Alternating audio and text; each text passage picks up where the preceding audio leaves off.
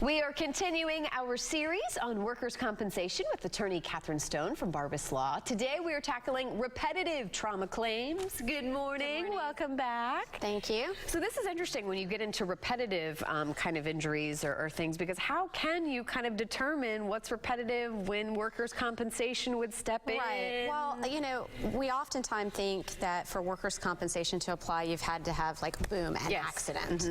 But there's also a category called repetitive trauma claims. And for instance, the best example I can use without getting too technical and going into the case law definition or the statute definition is someone who, for instance, is doing data entry all day, every day, and is constantly on the computer typing. I would imagine this is a lot of people. Right. We do see, and we see as a result of that, they end up with carpal tunnel. Now, they maybe have been predisposed to carpal tunnel, and because of their activities at work, it has aggravated it or exacerbated that condition, because some people are predisposed to carpal tunnel. That's just an example.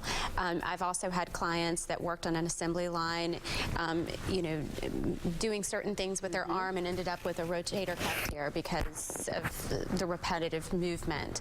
And again, I'm not going to go into the four-pronged test that the courts look at to determine whether or not something is a repetitive trauma.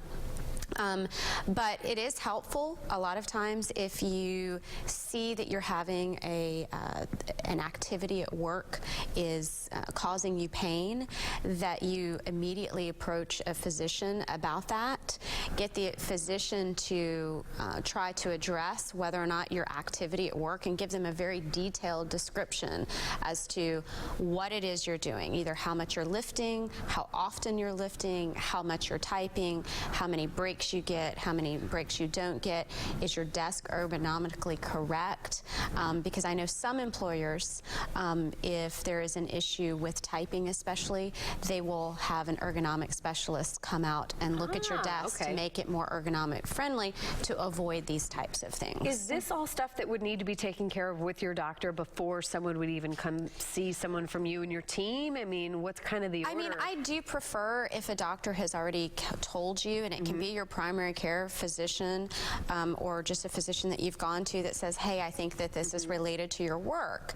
I don't necessarily need you to have that information when you come to see me, because if you describe a certain type, or even if you've been diagnosed with a certain condition, but the doctor hasn't specifically said this is due to work, but then you sit down with me and you go through your activities at work, then I will look at it and make a determination whether or not I think it is, and then give you a recommendation as to whether or not to file and try to get it under workers' comp. We have a little less than a minute left, but if someone is experiencing pain, I mean, do they go to the doctor first, then go to their employer and see if maybe the employer would like to help or do something before they even...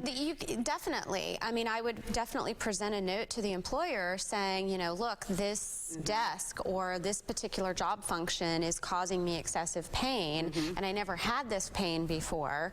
What can we do to alleviate it? Absolutely. If they're not happy with that decision or the outcome from that. But when you do that, you want to make sure that your employer fills out a report of injury, and that's putting the employer on notice that you've notified them of this condition. We've talked about that, I know, in previous episodes before. So thank you so much for being here this morning. Again, I love that your passion is education, and really, I mean, what you don't know, you don't know. And I know that's kind of your passion in making sure that our viewers learn a little bit more about this. So thank you so much. We appreciate you being here. And I know it's very easy to call your office, make an appointment, talk with somebody from your team, and we look forward to having you back. Thanks. I always enjoy coming here.